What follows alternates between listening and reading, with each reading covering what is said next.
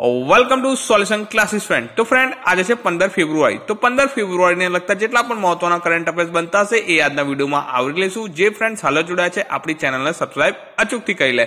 Friends હું અન academy પર પણ ભણાવું છું, તો તમે અન એકેડેમીની લર્નિંગ એપ ડાઉનલોડ કરી ત્યાં અમિત શુક્લા સર્ચ કરી અને જીપીએસસી નો કોર્સ પસંદ કરી મને ફોલો કરી શકો છો।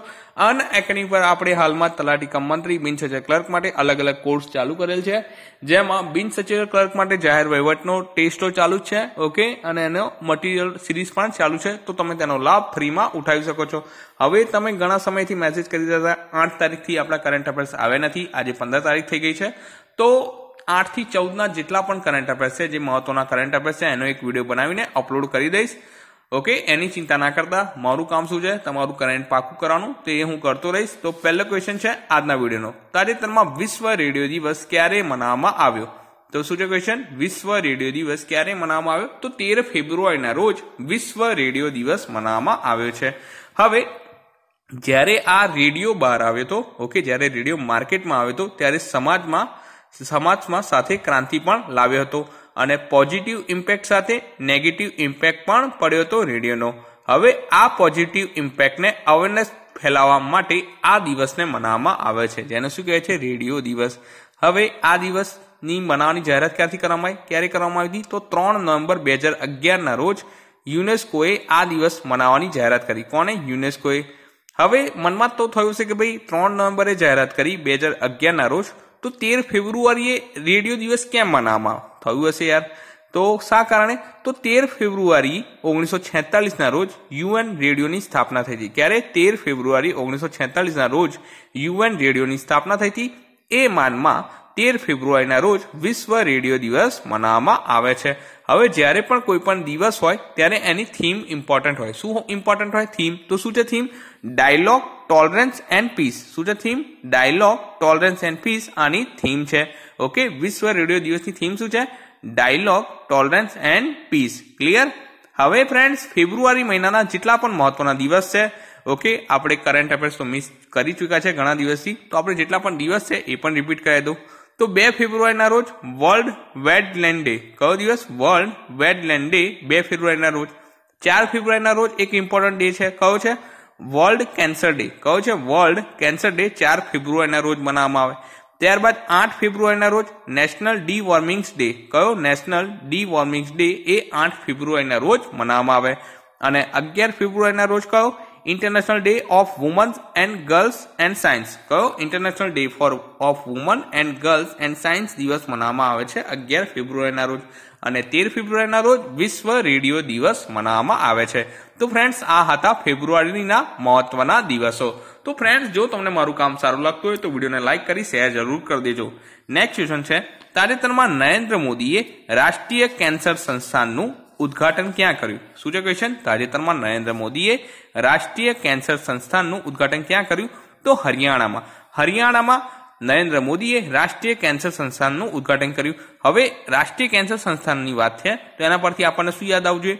તો જે વર્લ્ડ કેન્સર ડે છે ક્યારે મનાવવામાં? 4 ફેબ્રુઆરી। તો આપણને આ પણ યાદ આવવું જોઈએ। ક્યાં આ સંસ્થાનું ઉદ્ઘાટન કરવામાં આવ્યું? તો હરિયાણાના જાજર જિલ્લામાં આ કેન્સર સંસ્થાનનું ઉદ્ઘાટન કરવામાં આવ્યું। ક્યાં? હરિયાણાના જાજર। હવે જાજર પરથી તમને શું યાદ આવે છે? મેં ઘણી વાર રિપીટ કર્યું છે, તમને યાદ હોવું જોઈએ જાજર પરથી તમને શું યાદ આવવું જોઈએ। કમેન્ટ બોક્સમાં જરૂર જણાવજો। મોસ્ટ ઓફ જે 5-6 જે સ્ટુડન્ટ છે જે ધ્યાનથી દેખે છે એમને આ જરૂર આવડશે। હું આની સંખ્યામાં વધારો જોવા માંગુ છું। હોપફુલ તમે 10 થી વધારે લોકો આ ક્વેશ્ચનનો જવાબ જરૂર આપશો। હવે હરિયાણાની વાત થઈ છે તો હરિયાણા વિશે પણ થોડું જાણી લઈએ। હરિયાણાનું પાટનગર છે ચંડીગઢ। સીએમ કોણ છે? ML ખટ્ટર। રાજ્યપાલ છે S નારાયણ આર્ય। શું નામ છે રાજ્યપાલનું? S નારાયણ આર્ય। તો હરિયાણા વિશે આપણને આટલી માહિતી હોવી જોઈએ। ત્યારબાદ આગળ વધશું। તાજેતરમાં કોબરા ગોલ્ડ સૈન્ય અભ્યાસ ક્યાં શરૂ થયો? શું છે ક્વેશ્ચન? તાજેતરમાં કોબરા ગોલ્ડ સૈન્ય અભ્યાસ ક્યાં શરૂ થયો? તો થાઈલેન્ડ ખાતે શરૂ થયો છે કોબરા ગોલ્ડ સૈન્ય અભ્યાસ।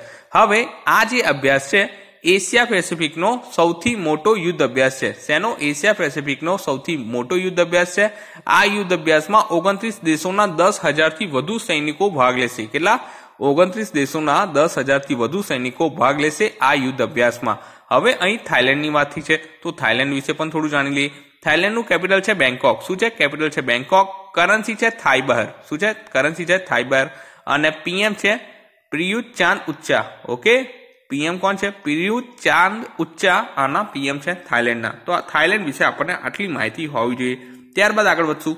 તાજેતરમાં કયા મંત્રાલયે ઈ ઔષધિ પોર્ટલ લોન્ચ કર્યું? શું છે ક્વેશ્ચન? તાજેતરમાં કયા મંત્રાલયે ઈ ઔષધિ પોર્ટલ લોન્ચ કર્યું? તો આયુષ મંત્રાલય. આયુષ મંત્રાલયે ઈ ઔષધિ પોર્ટલ લોન્ચ કર્યું છે. હવે આ જે જેટલી પણ આ જે ઈ ઔષધિ પોર્ટલ છે એના પર શું થશે? તો જેટલી પણ આયુર્વેદિક દવાઓ છે, શું છે? જેટલી પણ આયુર્વેદિક દવાઓ છે એના લાયસન્સ ઓનલાઈન મળશે. ઓકે, તો આના વિશે આપણને ખ્યાલ હોવો જોઈએ. હવે અહીં આયુષની વાત થઈ છે, તો આયુષ મંત્રી કોણ છે? તો શ્રીપદ યેસુ નાયક. કોણ છે? શ્રીપદ યેસુ નાયક ભારતના આયુષ મંત્રી છે. તો આમનું નામ યાદ રાખજો. હવે અહીં આયુષની વાત થઈ છે, તો આપણને આયુષનું ફૂલ ફોર્મ ખબર હોવું જોઈએ. શું ખબર હોવું જોઈએ? આયુષનું ફૂલ ફોર્મ. તો શું થશે? એ પરથી આયુર્વેદા. ઓકે, યુ પરથી યોગ એન્ડ નેચરોપેથી. ઓકે, યુ પર વાય પરથી જે આપણે યોગ એન્ડ નેચરોપેથી, યુ પરથી યુનાની, એસ પરથી સિંધ અને એચ પરથી હોમિયોપેથી. તો આ છે આયુષનું ફૂલ ફોર્મ. તો આપણને આયુષનું ફૂલ ફોર્મ ખબર હોવું જોઈએ. આગળ વધશું, નેક્સ્ટ ક્વેશ્ચન પર જઈશું. ઓકે, તાજેતરમાં undaunted saving the idea of India બુકનું અનાવરણ કોને કર્યું? શું છે ક્વેશ્ચન? તાજેતરમાં undaunted saving the idea of India બુકનું અનાવરણ કોને કર્યું? તો હમીદ અંસારી. હમીદ અંસારીએ saving the idea of India બુકનું અનાવરણ કર્યું છે. હવે હમીદ અંસારી કોણ છે? ભારતના પૂર્વ ઉપરાષ્ટ્રપતિ. કોણ છે? ભારતના પૂર્વ ઉપરાષ્ટ્રપતિ છે. અને આ જે બુક છે એ બુક કોને લખી છે? તો પૂર્વ નાણામંત્રી પી ચિદમ્બરમની બુક છે. કોની? પૂર્વ નાણામંત્રી પી ચિદમ્બરમની બુક છે. તો આપણને આના વિશે ખ્યાલ હોવો જોઈએ. અને આ બુકનું લોન્ચ કોને કર્યું? તો હમીદ અંસારી. ક્લિયર? આગળ વધશું, નેક્સ્ટ ક્વેશ્ચન પર જઈશું. તાજેતરમાં કયા રાજ્યની પોલીસે ડીજી કોપ એપ લોન્ચ કરી? શું છે ક્વેશ્ચન? તાજેતરમાં કયા રાજ્યની પોલીસે ડીજી કોપ એપ લોન્ચ કરી? તો ચેન્નઈ પોલીસે. ચેન્નઈ પોલીસે ડીજી કોપ એપ લોન્ચ કરી છે. હવે આ જે ડીજી કોપ એપ છે એ શું કરશે? તો ચોરી કરેલા 2 વ્હીલર, સેલફોન, આ વસ્તુને ટ્રેક કરવા માટે, ક્યાં આગળ સ્થિત છે તેને જોવા માટે અને IEMUI નંબરને વેરીફાઈ કરી શકે છે આ એપ. કઈ એપ? ડીજી કોપ એપ. ઓકે, અને ટ્રાફિકની સ્થિતિને પણ જાણી શકાય છે આ એપની મદદથી. અને બીજી ઘણી વસ્તુઓ જોઈ શકાશે આ ડીજી કોપ એપથી, જેને લોન્ચ કરી છે ચેન્નઈ પોલીસે. ક્લિયર? હવે ચેન્નઈ ક્યાં આવ્યું છે? તમિલનાડુમાં. તો તમિલનાડુ વિશે પણ જાણી લઈએ. તો તમિલનાડુના મુખ્યમંત્રી છે કે પલાનીસ્વામી. કોણ છે? કે પલાનીસ્વામી તમિલનાડુના મુખ્યમંત્રી છે. રાજ્યપાલ છે બનવારીલાલ પુરોહિત. કોણ છે? રાજ્યપાલ છે બનવારીલાલ પુરોહિત. અને તમિલનાડુનું પાટનગર છે ચેન્નઈ. ઓકે, તો તમિલનાડુ વિશે આપણને આટલી માહિતી હોવી જોઈએ. ત્યારબાદ છે તાજેતરમાં કોને ઈ-ગેટ કપમાં ગોલ્ડ મેડલ જીત્યો? શું છે ક્વેશ્ચન? તાજેતરમાં કોને ઈ-ગેટ કપમાં ગોલ્ડ મેડલ જીત્યો? તો મીરાબાઈ ચાનુ. મીરાબાઈ ચાનુએ ઈ-ગેટ કપમાં ગોલ્ડ મેડલ જીત્યો છે. કઈ શ્રેણીમાં? તો 48 કિલોગ્રામ શ્રેણીમાં. કઈ શ્રેણીમાં? તો 48 કિલોગ્રામ શ્રેણીમાં. કેટલું વજન ઉચકીને?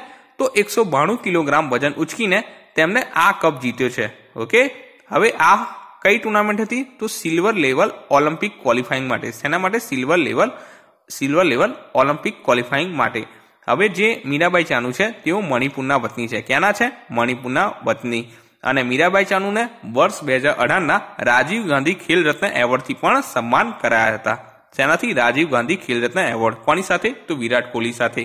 તો આપણને આના વિશે ખ્યાલ હોવો જોઈએ. અને આ ઇવેન્ટ ક્યાં યોજાઈ હતી? તો થાઈલેન્ડમાં. તો આપણને આના વિશે પણ ખ્યાલ હોવો જોઈએ. ત્યારબાદ આનો લાસ્ટ ક્વેશ્ચન ઇમ્પોર્ટન્ટ છે. આંતરરાષ્ટ્રીય આઈપી ઇન્ડેક્સ 2019માં ભારત કયા સ્થાને છે? તો આંતરરાષ્ટ્રીય આઈપી ઇન્ડેક્સ 2019માં ભારત 36માં સ્થાને છે. કેટલામાં સ્થાને છે? 36માં. હવે અહીં આઈપી નું ફૂલ ફોર્મ શું થશે? તો ઇન્ટરનેશનલ ઇન્ટેલેક્ચ્યુઅલ પ્રોપર્ટી ઇન્ડેક્સ. શું થશે? ઇન્ટરનેશનલ ઇન્ટેલેક્ચ્યુઅલ પ્રોપર્ટી ઇન્ડેક્સ એ આઈપી નું ફૂલ ફોર્મ થશે. ઓકે, હવે ગયા વર્ષે ભારતનો રેન્ક કયો હતો? તો 44મો રેન્ક હતો. કયો રેન્ક હતો? 44મો. અને પ્રથમ પર કયો દેશ છે? તો અમેરિકા. સેકન્ડ પર યુકે અને થર્ડ પર સ્વીડન. તો આપણને આના વિશે ખ્યાલ હોવો જોઈએ. આંતરરાષ્ટ્રીય આઈપી ઇન્ડેક્સમાં ભારતનો 36મો રેન્ક છે. ઓકે, તો ફ્રેન્ડ્સ, આ હતા આજના કરંટ અફેર્સ. હોપફુલ તમે આજનો વિડીયો ધ્યાનથી દેખ્યો હશે. અને ઘણા લોકો કહેતા કે સર એક્સ્ટ્રા ડિટેલ લખીને આપો. તો કાલથી એ પણ રાબેતા મુજબ થઈ જશે. એક્સ્ટ્રા માહિતી સાથે ટાઈપિંગ સાથે આવશે. ઓકે, તો આજે થોડો રસ હતો પણ તમારા માટે આ સ્પેશિયલ થોડું ટાઈમ કાઢીને આ વિડીયો બનાવ્યો છે. તો જરૂર હવે કાલથી તમારું રેગ્યુલર ટાઈમિંગ પર આવી જશે વિડીયો. અને તમારા જેટલા પણ પાછલા કરંટ અફેર્સ રહી ગયા છે એ બધા આવરી લેવામાં આવશે. તો તમે કરંટ અફેર્સની ચિંતા ના કરતા, અને હાલમાં કોઈ એવી એક્ઝામ નથી તો એટલો રસ પણ નથી. હું તમને જરૂર તમારા કરંટ અફેર્સ રિવાઇઝ કરાવી દઈશ. ઓકે, તો ફ્રેન્ડ્સ એક બીજા ગુડ ન્યૂઝ પણ છે. લગભગ 26 તારીખે જે અનએકેડમીનો મંથલી એજ્યુકેટર એવોર્ડ છે તેમાંથી એક એવોર્ડ હું જીતી ચૂક્યો છું. તેનું મને 26 તારીખે એવોર્ડ મળશે. તો હું એ પણ તમારા સાથે શેર કરીશ, એનું વિડીયો ક્લિપિંગ. એના માટે મારે બેંગ્લોર જવાનું છે 26 તારીખે. ઓકે, તો તમારો સાથ સહકાર અને તમારો પ્રતિસાદ જે સારો મળ્યો છે એના બદલ મને આ એવોર્ડ મળ્યો છે. લગભગ 10,000 એજ્યુકેટરમાંથી આ એવોર્ડ મળ્યો છે. તો એક આપણા ચેનલ માટે ખૂબ જ ગર્વની વાત છે કે ભાઈ ચલો આપણા ગુજરાતમાંથી કોઈને એક એવોર્ડ મળ્યો છે. ઓકે, તો નેક્સ્ટ વિડીયો સાથે જલ્દીથી મળશું. ત્યાં સુધી વાંચતા રહો અને તૈયારી કરતા રહો.